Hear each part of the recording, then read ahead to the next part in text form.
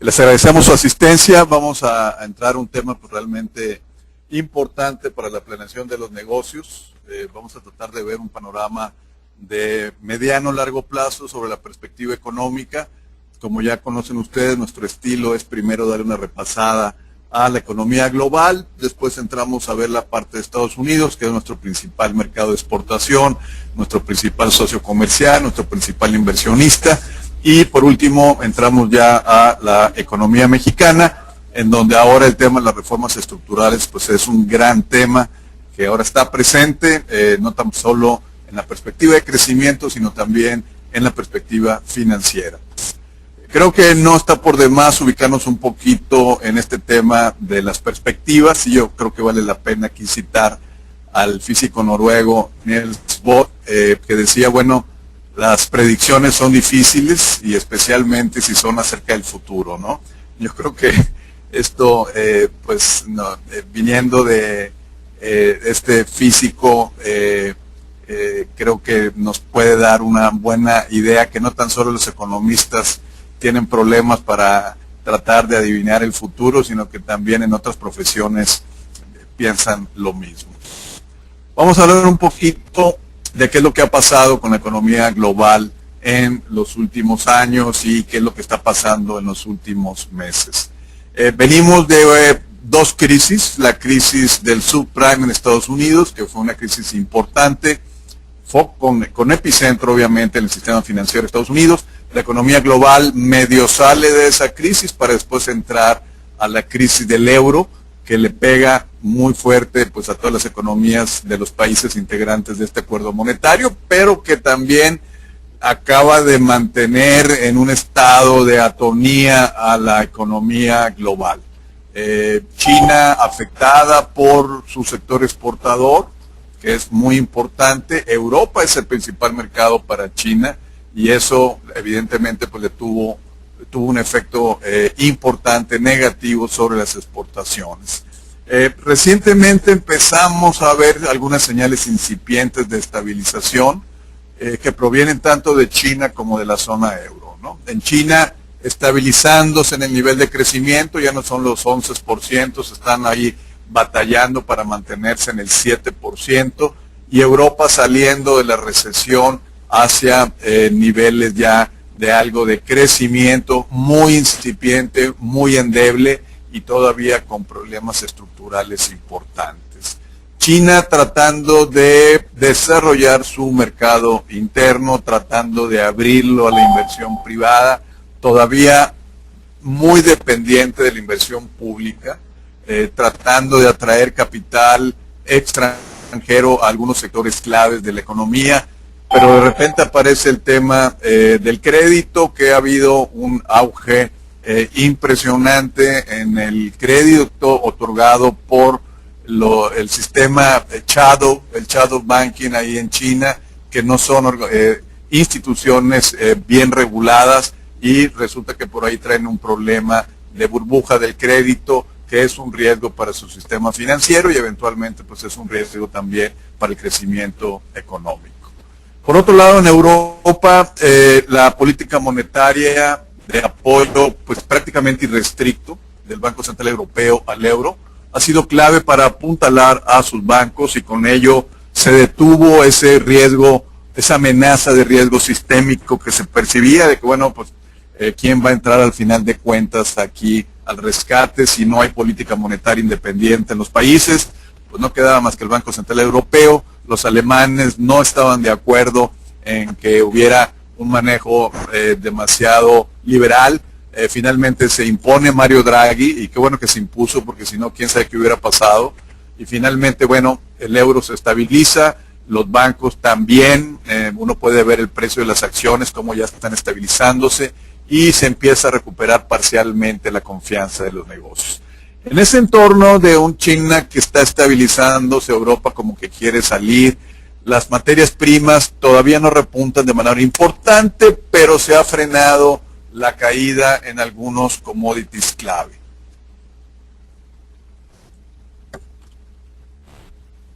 Esto es una gráfica de las exportaciones totales.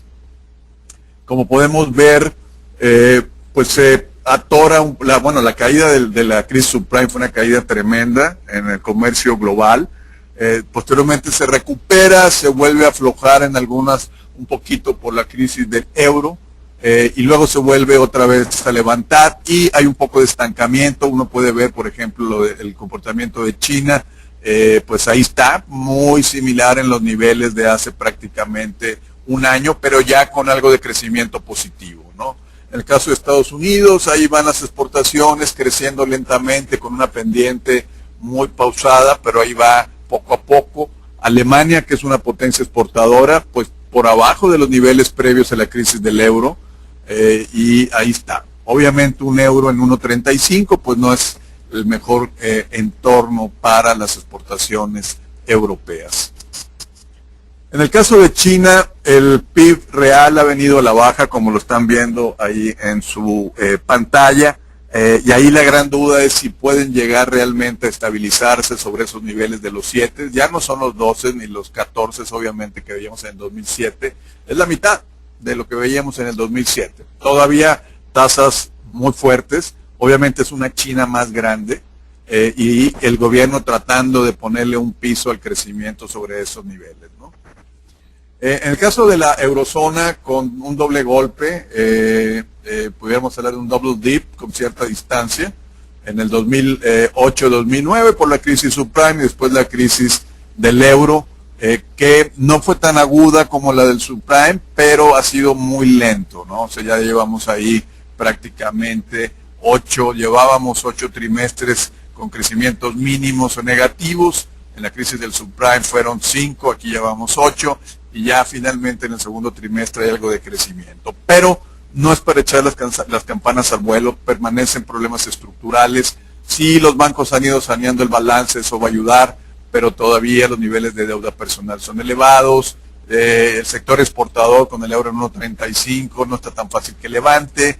La globalización ya pasó por sus mejores momentos, los mercados de exportación no están tan abiertos como anteriormente, entonces hay que tener un poquito de cautela y no echar las campanas al vuelo de que ya Europa va en una pauta franca de recuperación. Aquí están los índices de manufacturas de las encuestas. Como podemos ver, hay una clara recuperación, sobre todo para el caso de Alemania, para el caso de España, inclusive ya arriba de 50, que es la línea divisoria entre expansión y contracción. La confianza del consumidor en la eurozona también recuperándose, no llega todavía a los niveles previos a la crisis del euro, pero con una franca recuperación en los últimos meses. En este contexto queremos hablar un poquito de las materias primas. Entendemos que es un tema importante para algunos de ustedes.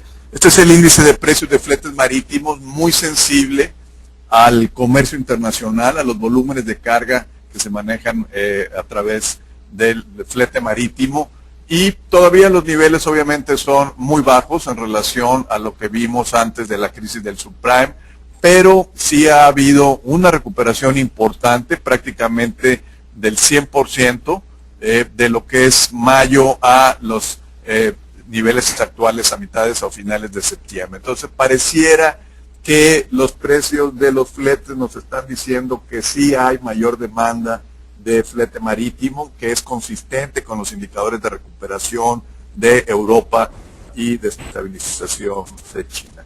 Este es el precio del cobre. Dr. Copper raramente se equivoca.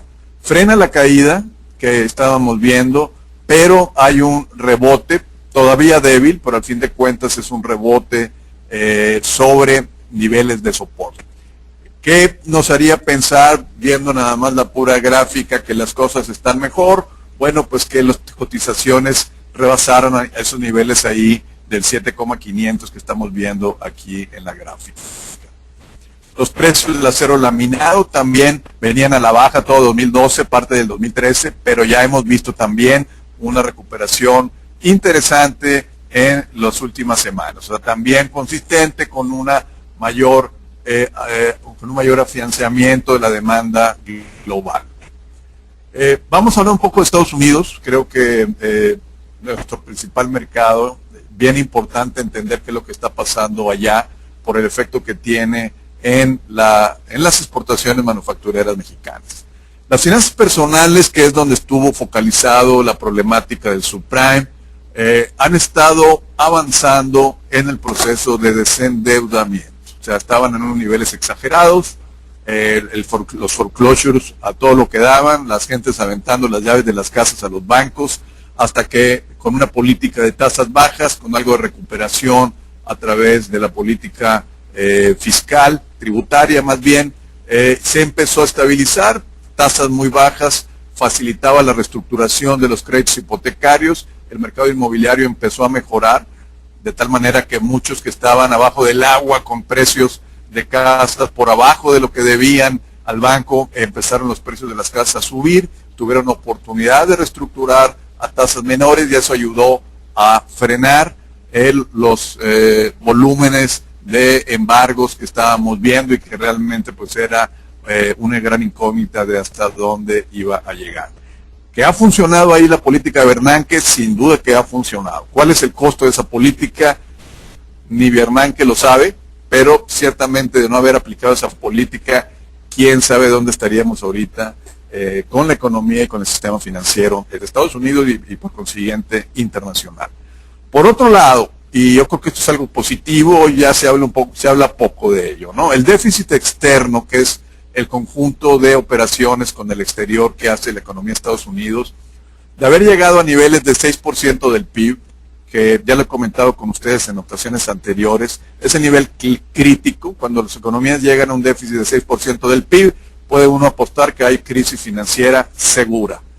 Llega a esos niveles y truena el sistema financiero y se ha venido corrigiendo a niveles ya inferiores al 3% del PIB. Entonces había una corrección muy importante del déficit externo. ¿Qué significa tener un menor déficit? Que eres menos, eres menos dependiente del capital externo para financiar tu inversión. O sea, la puedes financiar con menos dependencia del capital externo.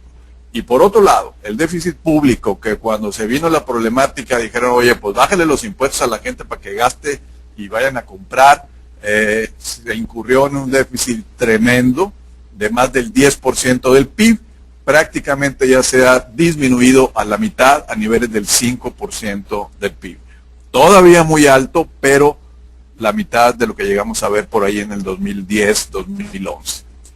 Por otro lado, los negocios, que es tal vez la parte más brillante de la economía de Estados Unidos, mantienen el crecimiento de las utilidades. Al principio era simplemente recorte de costos, pero ya ahorita ya pasaron esa etapa y ya están aprovechando el crecimiento de la demanda. Y creo que estos son una buena pieza de información para poder armar la perspectiva hacia futuro. Obviamente los negocios con utilidades, con efectivo en la chequera, pues eso alienta la inversión y el empleo. Bien importante entender cómo está la composición del PIB.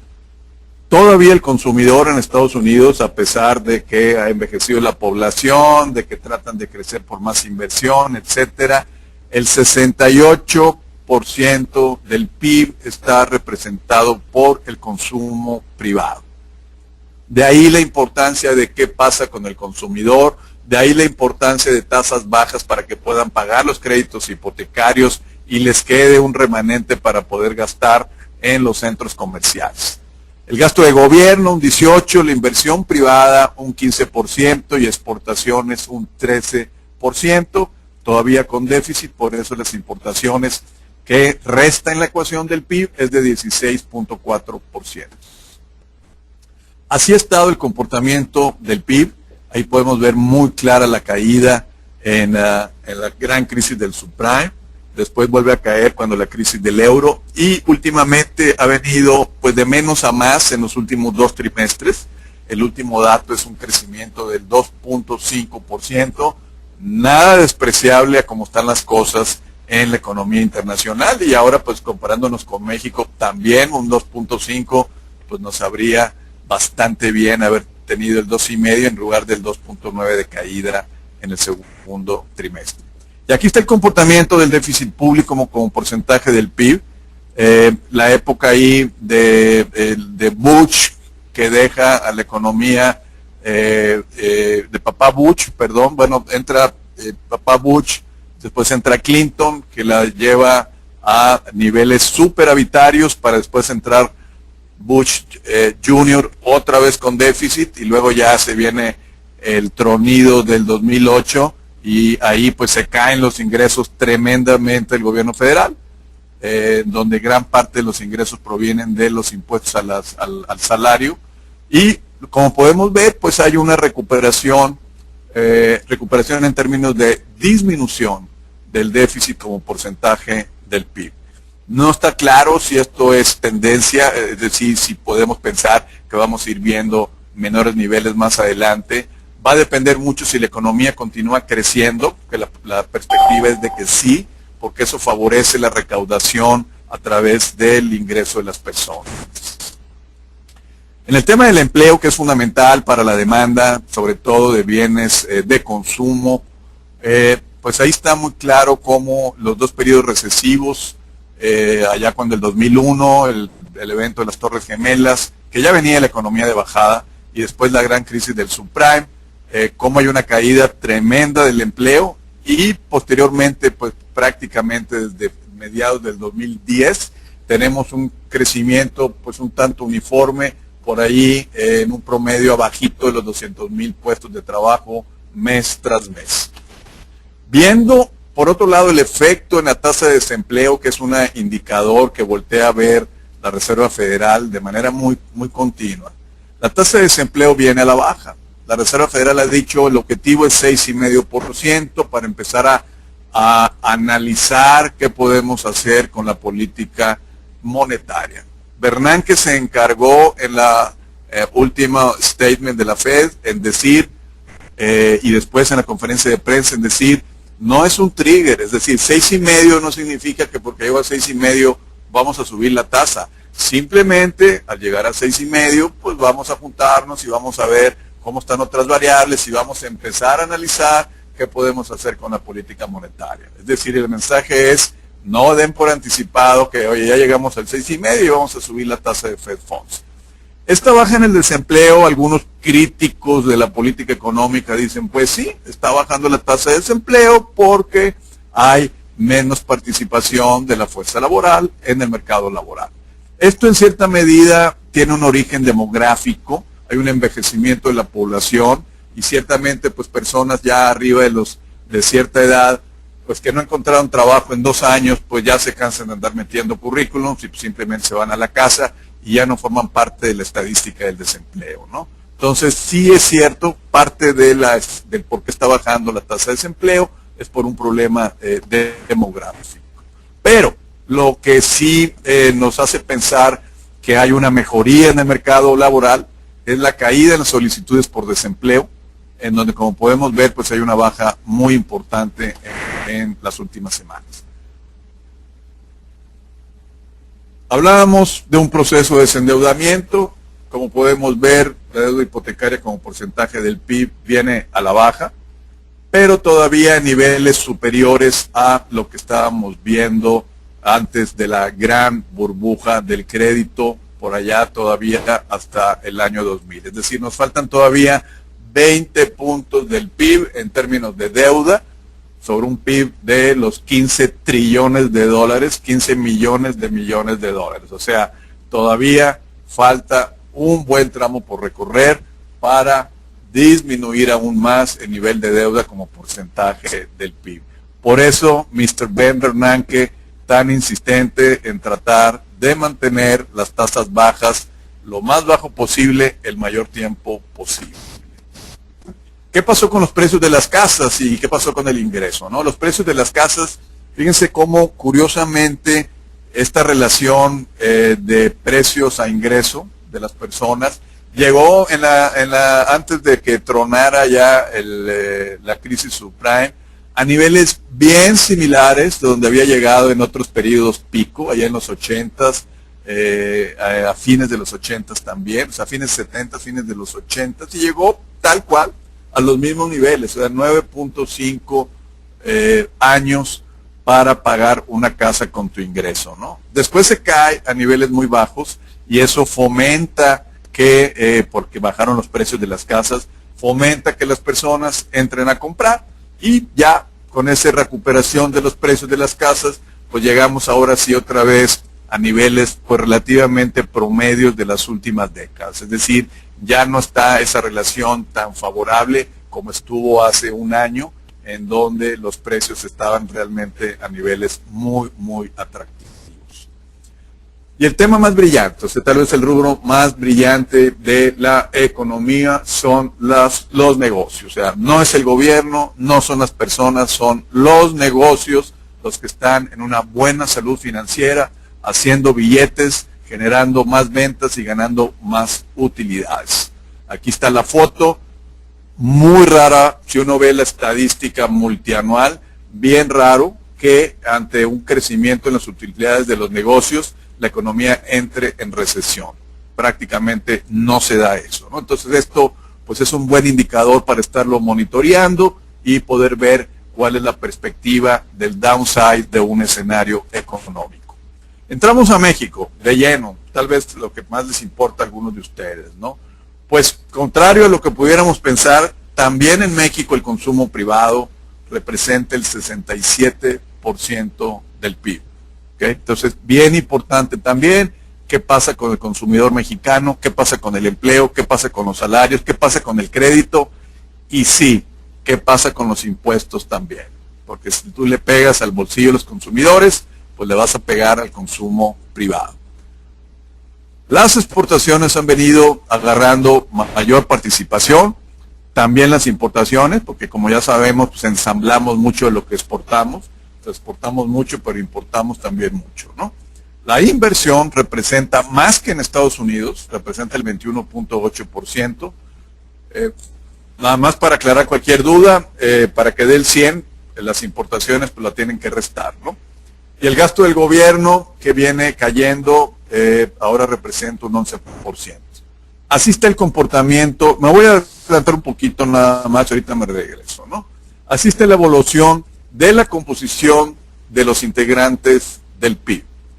La crisis del subprime sí le pegó al consumo, como le pegó en su momento la crisis allá del 94. Sí le pegó al consumo.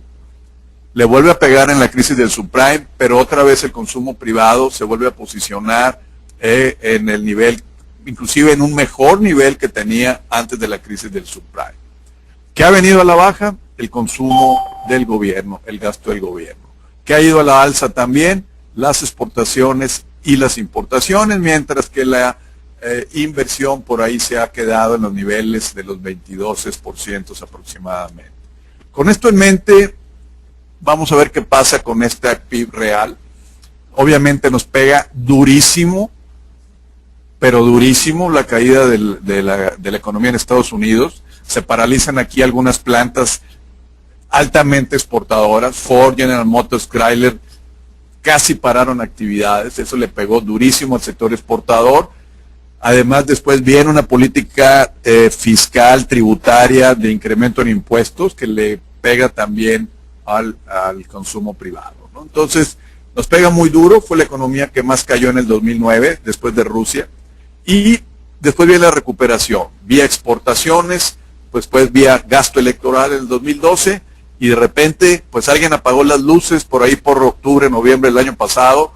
El hecho es de que se nos caen las exportaciones y la demanda privada también se da una caída muy, muy fuerte, ¿no? De tal forma que entramos al primer trimestre con un crecimiento mínimo y en el segundo trimestre tenemos una caída del 2.9% respecto al trimestre inmediato anterior, cuando la economía de Estados Unidos está creciendo al 2.5%. O sea, un diferencial muy importante, ¿no? Entonces aquí, pues parecía que se nos estaba desvinculando el sector exportador de la dinámica de Estados Unidos. La verdad, yo cuando empecé a ver estas cifras dije, ah, caray, ¿qué pasa? Se supone que deberíamos de estar mejor. Bueno, parece que la historia no está tan mal. Parece que ya está reaccionando el sector exportador y eso pues nos permite ser relativamente optimistas hacia lo que falta del año y el 2014 en lo que respecta al sector exportador. Aquí tenemos el comportamiento, se nos cae el consumo personal en el segundo trimestre, el gasto de gobierno se frena, la inversión principalmente en construcción se cae y las exportaciones empiezan ya a dar muestras de vida en el segundo trimestre. Vamos a hablar de las exportaciones. Como podemos ver aquí, las exportaciones manufactureras en máximos históricos, y la verdad que bueno, porque no hay otra salida. Me quiero adelantar, ya lo he comentado con ustedes de manera personal, con algunos de ustedes en las pláticas, no hay otro driver de corto plazo más que las exportaciones manufactureras. O sea, podemos ahorita pensar que vienen cosas muy buenas hacia adelante, esperemos que así sea, con política pública, etcétera, de corto plazo. No hay más que las exportaciones como driver de la economía.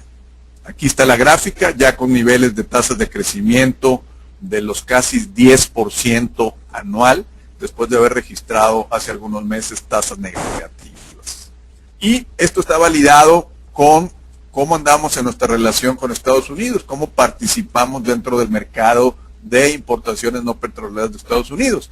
Y eso que les mencionaba ahorita, que nos daba cuidado, que parecía que se había desvinculado nuestras exportaciones con las compras, pues ahí está. Esa, ahorita no tengo esta facilidad, todavía no la encontramos para con el cursor. Bueno, no sé si el cursor lo están viendo, espero que sí. Aquí está cómo se nos caen las exportaciones a finales del 2012, principios del 2013, pero ya nos recuperamos. Ya estamos otra vez con un 14% de las importaciones no petroleras de Estados Unidos, ¿no? Entonces pareciera que ahí va la tendencia, que se retoma la tendencia de penetración en el mercado estadounidense, y eso es bien importante. Pero, ¿qué exportamos?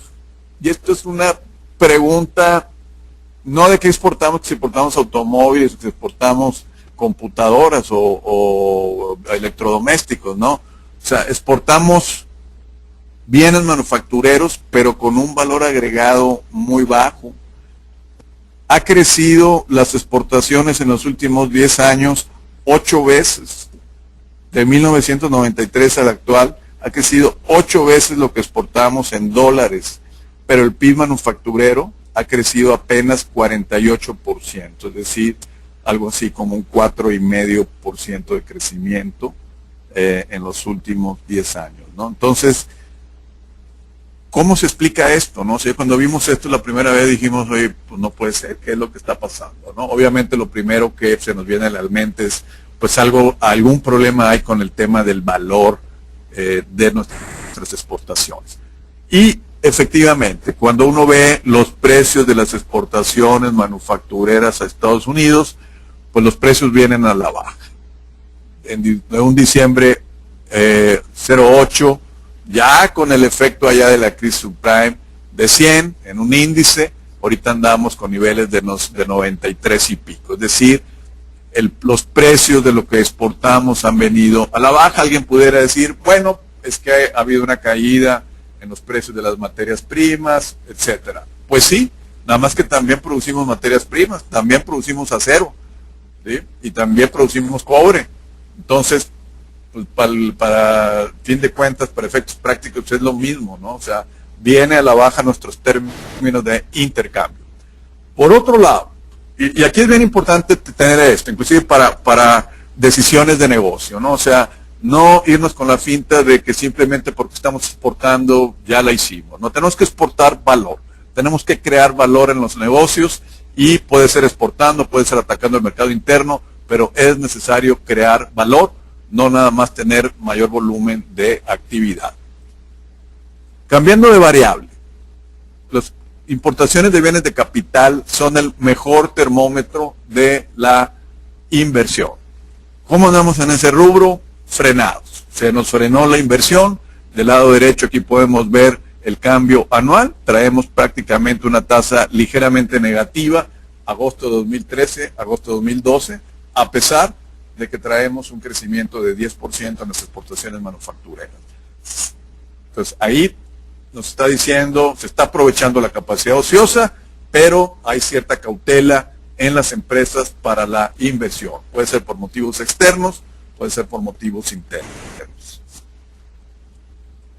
Ciertamente, con un mercado interno frenado, golpeado, con unas exportaciones en máximos históricos, pues no le vemos ningún problema a la balanza comercial. Hay una recuperación importante. Andábamos en niveles deficitarios y ahorita llegamos a 500 millones de dólares de superávit comercial, que nos lleva pues al rango superior de lo que hemos visto a nivel mensual en los últimos años. Aquí está la cuenta corriente como porcentaje del PIB, por allá en la época de finales de Salinas, con un déficit del 7% del PIB e igual.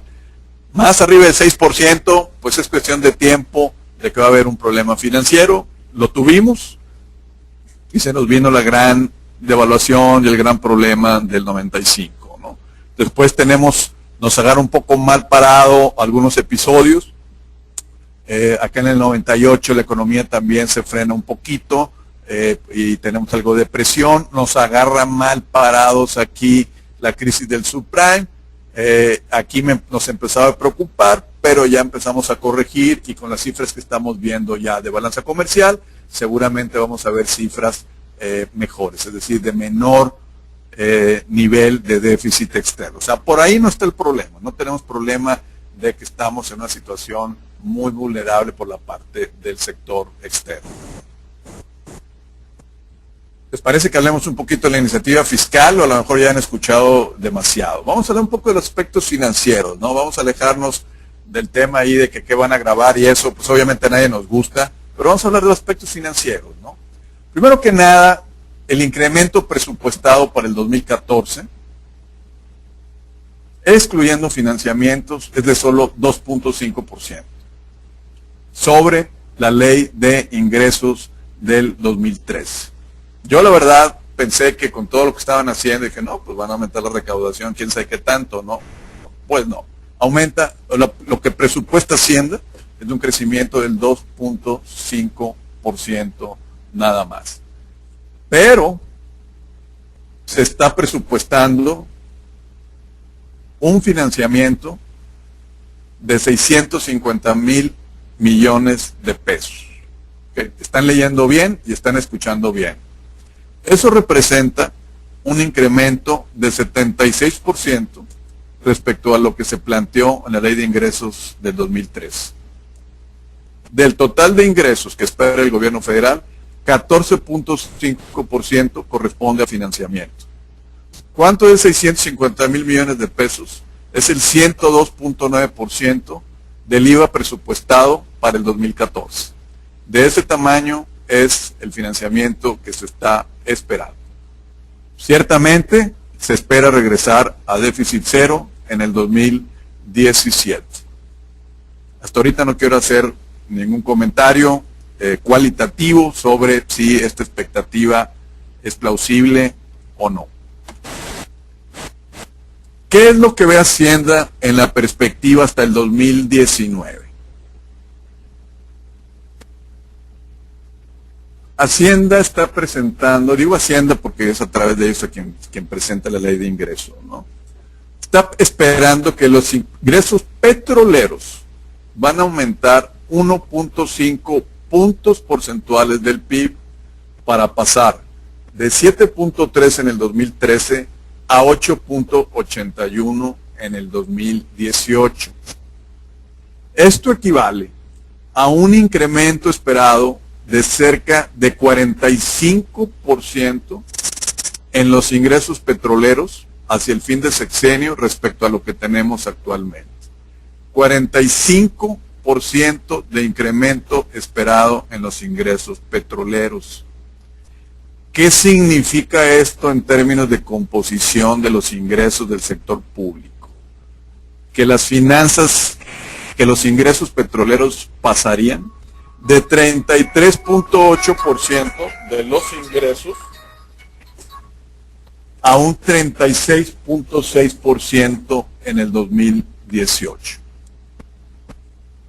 Es decir, todo este esfuerzo que se está planteando en esta iniciativa de reforma fiscal, en una perspectiva de mediano plazo, que es la perspectiva del gobierno actual, lejos de plantear una despetrolización de los ingresos del sector público, está planteando una mayor participación de los ingresos petroleros, ¿ok? Dentro de los ingresos del sector público federal. Aquí está en esta gráfica cómo va aumentando el pronóstico de ingresos como porcentaje del PIB. Nos faltó poner como porcentaje del PIB.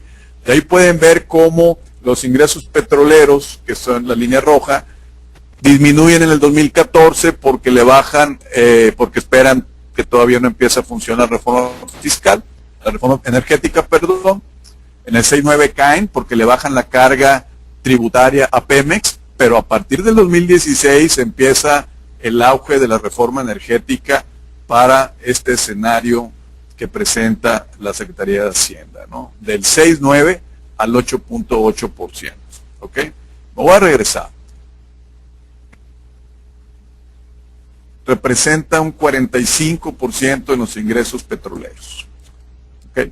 Ahí la dejamos, ahorita hacemos unos comentarios un poquito más adelante. Aquí está. Veníamos de una recaudación declinante, como lo pueden ver aquí, un total de 23.3 en el 2009 contra un 21.6 en el 2013, es una caída importante. Los ingresos petroleros, pues prácticamente flat, 7.2, 7.3, y el no petrolero a la baja, ¿no? ¿Qué es lo que se espera hacia adelante en 2015? Se espera que los ingresos petroleros de Pemex pues crezcan un poquito, de 2.73 se le va a liberar carga tributaria y esperan ahí pasar de 2.7 a 3 como porcentaje del PIB. Pero el gobierno federal está esperando que su renta petrolera dé un brinco en el 2017 y otro brinco en el 2018. Ya en el 2019 pues ya le toca a otra administración, ¿no?